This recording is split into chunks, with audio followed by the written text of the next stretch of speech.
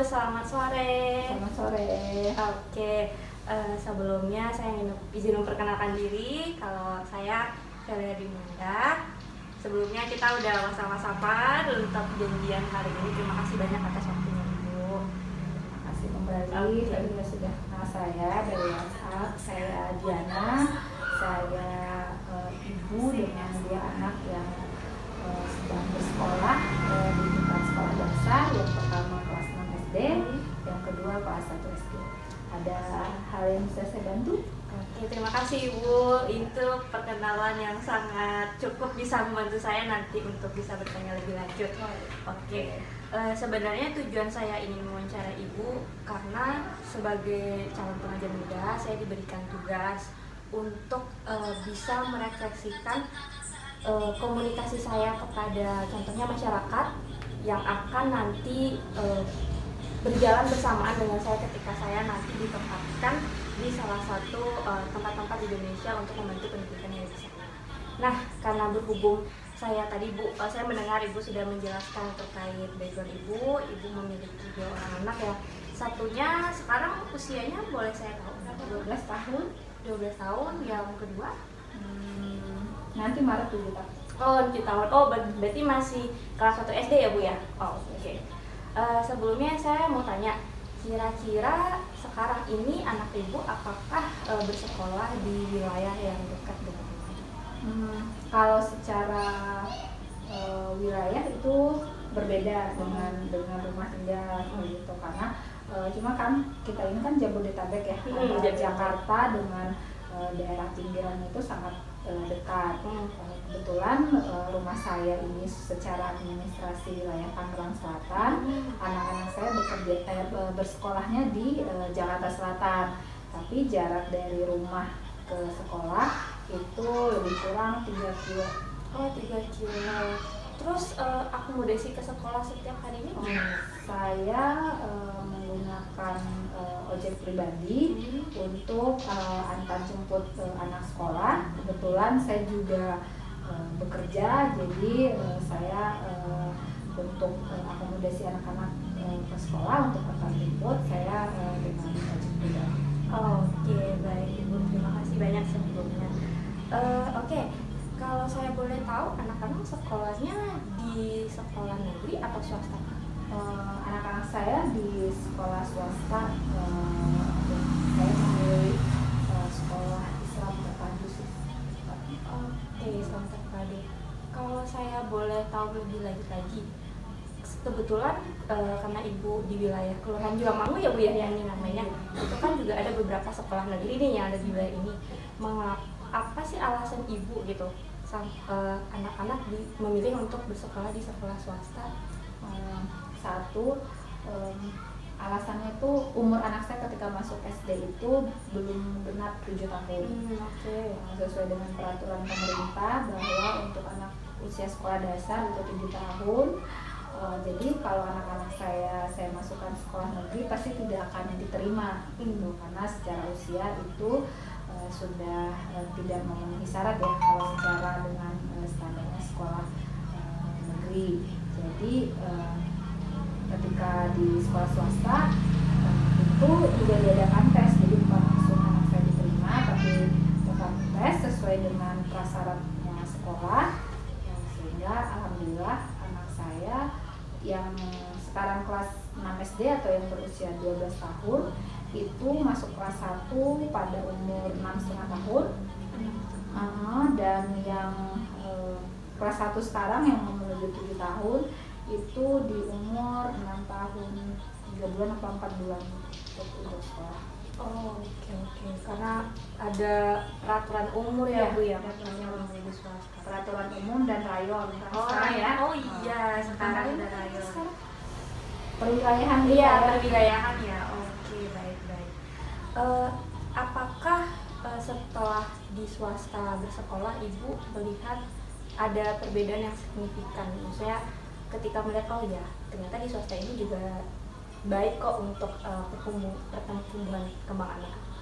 Kalau secara kurikulum pasti sama ya, sekolah negeri dan swasta mungkin tidak akan ada perbedaan.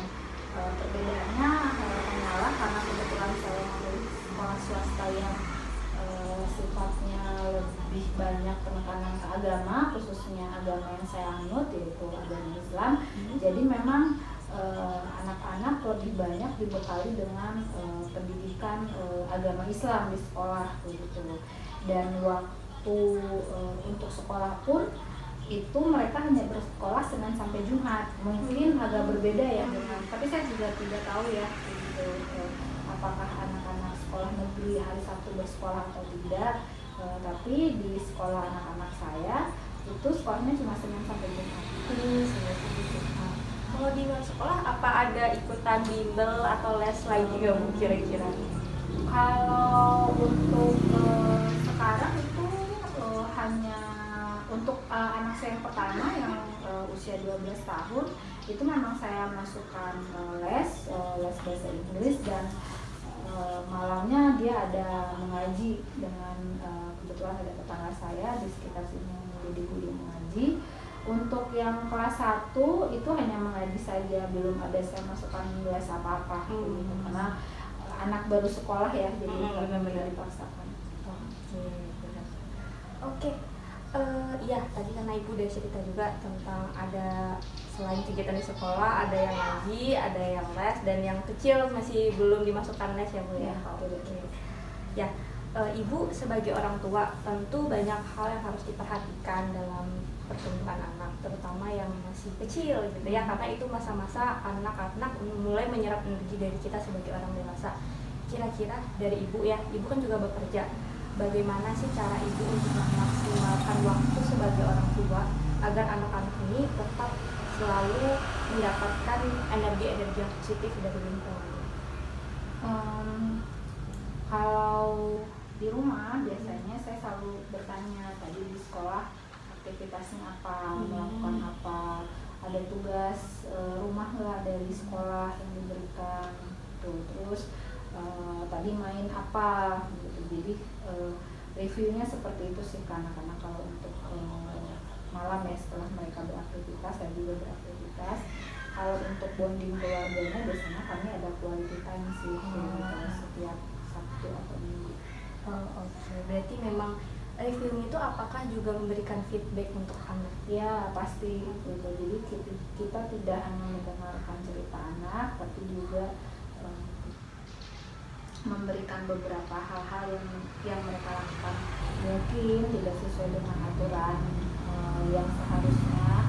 Jadi kita biasanya ngasih tahu, oh kamu salah nih, nggak boleh gitu ke teman, atau misalnya kasih tahu gurunya kalau teman kamu melakukan ini. Jadi saya berusaha untuk membuat anak-anak itu berani untuk bicara. Oke, bagus ya. Maksudnya jujur saya salut ya kalau Ibu misalnya menerapkan budaya ada kita saling memberikan review dan feedback untuk anak-anak agar membantu dia untuk berkembang lebih baik ke depannya dan terarah ya. Oke.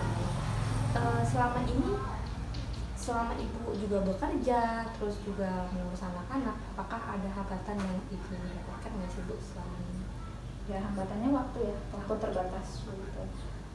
Waktu terbatas, tidak bisa full menjadi seorang ibu yang membuat ibaratnya menyiapkan, menjemput anak gitu, dan tapi ya berusaha sih setelah berada di rumah untuk berada di dekat anak.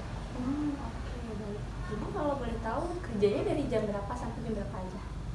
Saya bekerja dari jam 8 pagi sampai jam 4 sore. 4 sore. Itu berarti kan di jam segitu biasanya anak-anak udah pulang sekolah ya Bu ya? Kalau pulang sekolah biasanya langsung ke rumah, ada yang nungguin Bu yang jaga?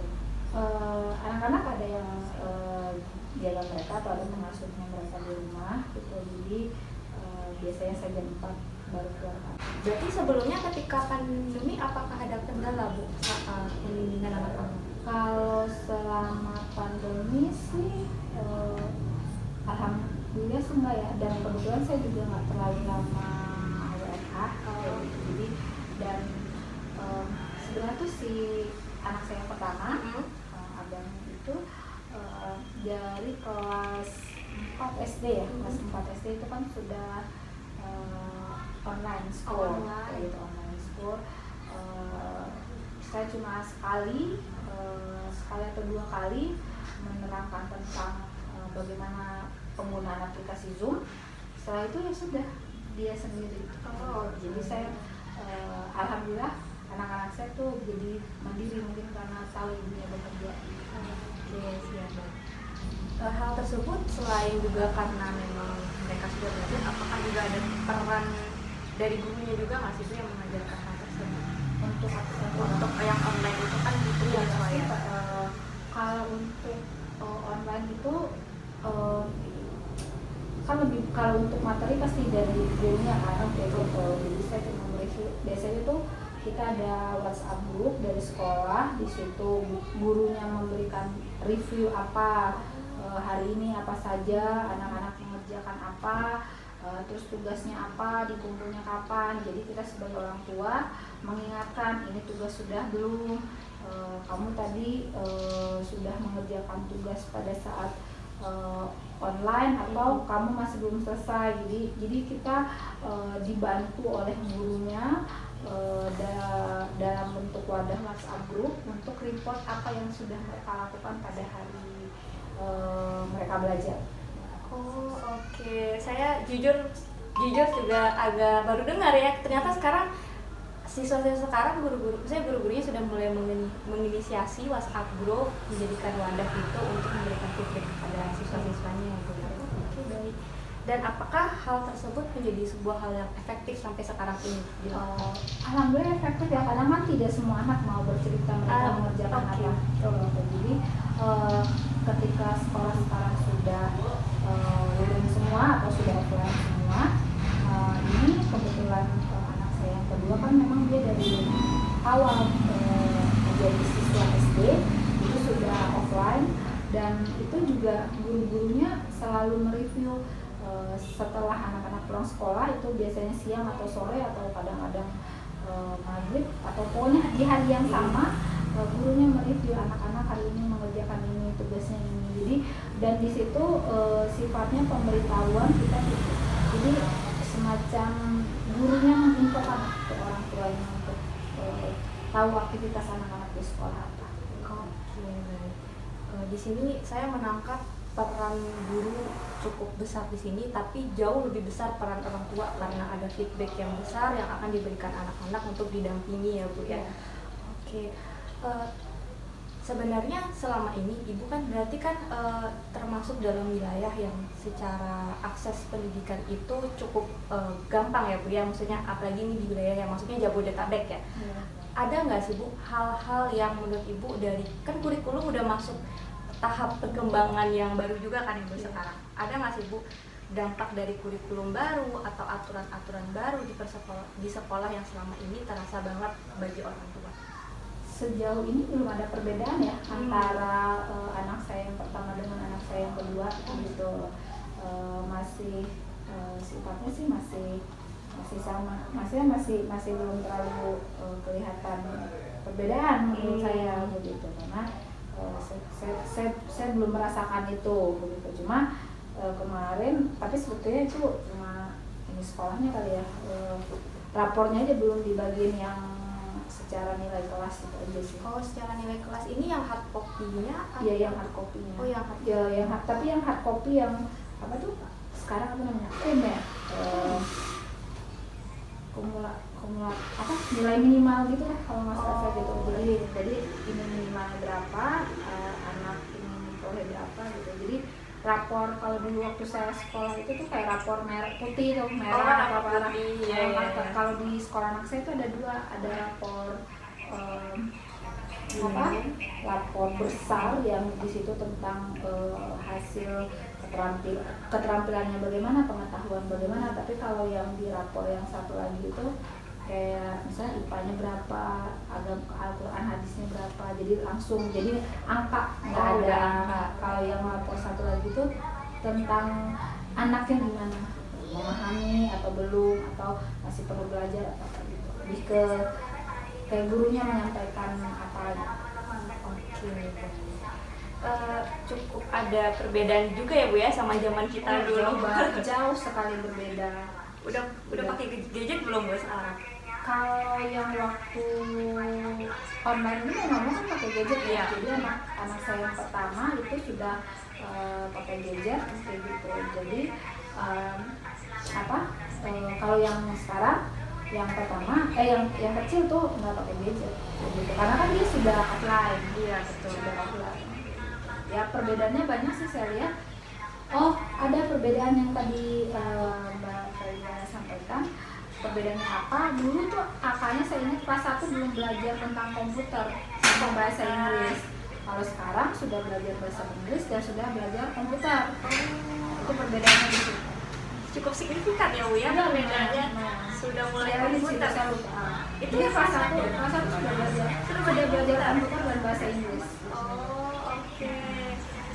Sangat menarik sekali Bu. Ini saya menangkap bahwa ternyata banyak aspek-aspek yang bisa dilihat dalam peran orang tua dan juga guru dalam mendidik anak, khususnya anak-anak yang masih berusia di sekolah dasar. Nah, sebenarnya ini adalah pertanyaan sebelum kita masuk ke pertanyaan terakhir Bu, terkait menurut Ibu sendiri sudah seberapa jauh sih Ibu sudah mengenal anak Ibu hingga saat ini?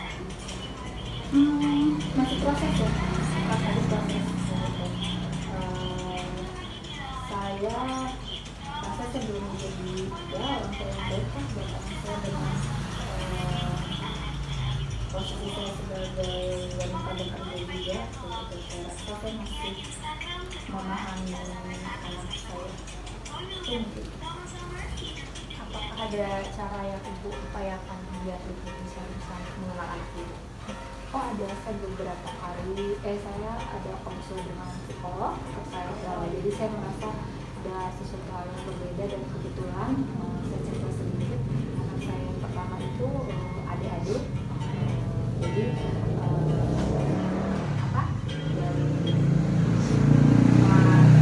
umur 2 tahun sudah terapi gara-gara skip dulu di rumah tapi waktu masuk SD setelah konsultasi dengan psikolog bisa sekolah di konvensional ya sekolah biasa ya dengan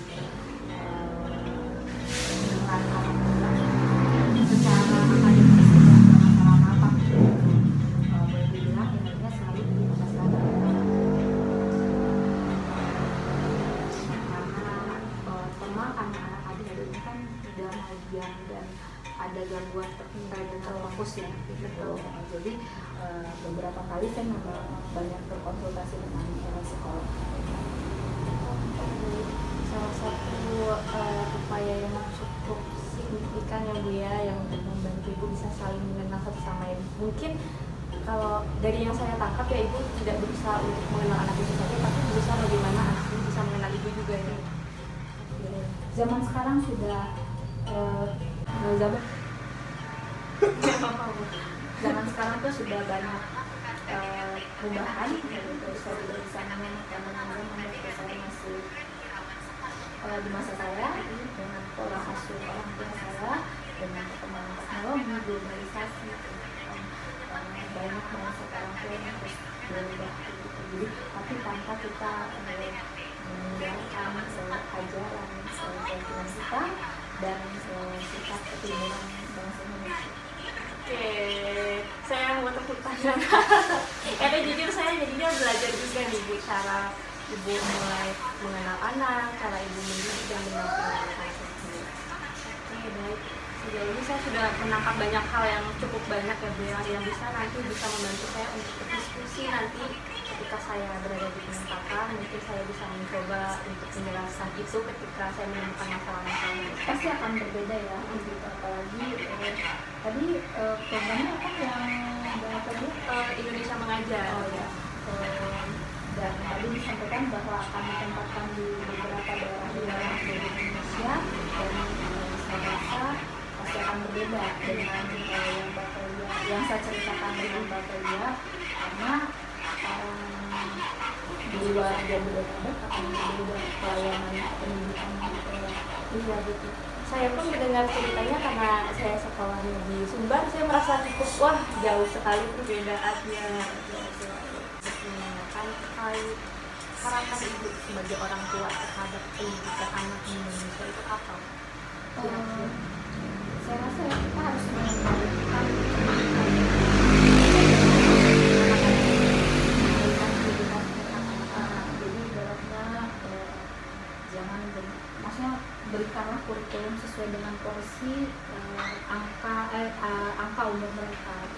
Jadi kalau dulu mungkin kita mengenal komputer udah SMP ya, oke, waktu zaman saya nggak tahu kalau zaman saya tuh saya SMA mungkin saya baru mengenal yang namanya komputer, belajar komputer kayak gitu. Tapi kalau anak sekarang masuk SD kelas 1 udah harus tahu itu perangkat lunak, perangkat keras Iya, betul. Jadi ibaratnya sudah jauh banget perkembangan teknologi, dan mungkin PR untuk pendidikan kita ya kembalikan lagi nilai-nilai kebudayaan Indonesia yang ada. Jadi jangan sampai generasi penerus ini, anak-anak yang akan mendapatkan pendidikan, dia lupa akan sejarah bangsanya. Baik, benar sekali gitu ya. Karena nilai budaya itu adalah hal yang wajib kita pertahankan, apalagi ke anak-anak yang kedepannya dia akan menjadi generasi penerus yang harus kenal sama budayanya sendiri gitu. Oke, baik. Saya sejujurnya dari banyak pertanyaan yang saya tanya, saya menangkap banyak hal, terutama makna-makna pendidikan yang sebenarnya ternyata peran terbesar itu ada di orang tua. Saya punya kita anak di sekolah itu kan hanya untuk mendapat tambahan saja. Pendidikan itu adalah sebenarnya karena hidup itu sendiri sebenarnya adalah pendidikan ya. Baik Ibu, saya sejujurnya terima kasih banyak karena Ibu sudah mau berbagi cerita dengan saya. Saya berterima kasih sekali di sela-sela kesibukan Ibu baru pulang kerja, lalu kita janjian dan kita ngobrol-ngobrol seru, dan ternyata obrolannya sangat-sangat menambah pengetahuan saya ya. Siapa tahu mungkin kalau saya jadi ibu, saya bisa belajar dari Ibu. Terima kasih, saya juga masih dalam proses belajar, karena menurut saya hidup itu belajar yang jangan pernah puas akan apa yang sudah kita peroleh, apa yang sudah kita alami gitu. Jadikan pengalaman itu dulu, next kita nggak tahu apa lagi yang harus kita pelajari, karena namanya sampai kita mati kita harus terus belajar. Betul, benar sekali. Saya sangat terkesan sekali Ibu pada sore ini, dan benar-benar sesuatu hal yang memang berbau ilmu itu seharusnya memang kita tidak pernah berhenti untuk mencarinya.